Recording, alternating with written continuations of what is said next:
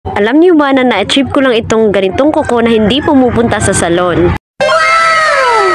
Hi guys, for today's video isamahan niyo po ako magpalit nitong aking press-on nails or yung tinatawag nila na fake nails. Gustong gusto ko na siya palitan kasi ilang araw ko na din suot to. Na ang akala ng iba is pinapagawa ko yung kuko ko. Na ang akala din ng iba is pumupunta ako sa salon para magpagawa ng aking kuko. Medyo nahihirapan pa nga ako dito sa pagtanggal kasi nga super dikit pa rin niya kahit ilang araw ko na tong suot. Suot-suot ko ito habang naglalaba, naglilinis ng bahay, nagluluto at saka naghuhugas ng pinggan. Noon talaga is pumupunta ako sa salon para magpagawa ng aking kuko. Gumagastos pa nga ako ng 350 to 500 pesos. Kasi yung gusto ko na kuko is matagal matanggal. Na kung tawagin ay UV gel polish. Pagkatapos ko nga pala tanggalin lahat ng aking fake nails is wag pala natin ito itapon kasi magagamit pa natin to. Lilinisin lang natin to gamit ang wooden pusher. At eto nga pala yung product na aking ginagamit. Eto nga pala yung Meraga press-on nails. Look at that packaging. Grabe, napakaganda. Tatlo nga pala yung in-order ko nito at ito yung bet ko na gagamitin.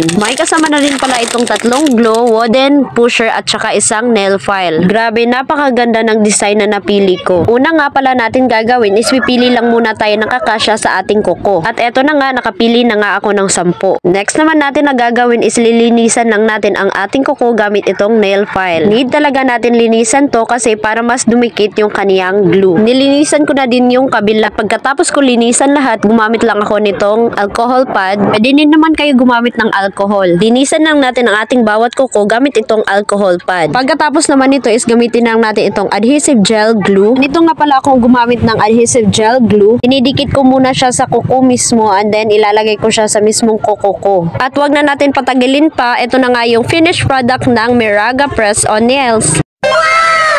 Grabe, napakaganda at natural looking lang talaga siya. Sa mga nagbabalak umorder dyan, available po ito sa aking TikTok shop at Miss Nikki.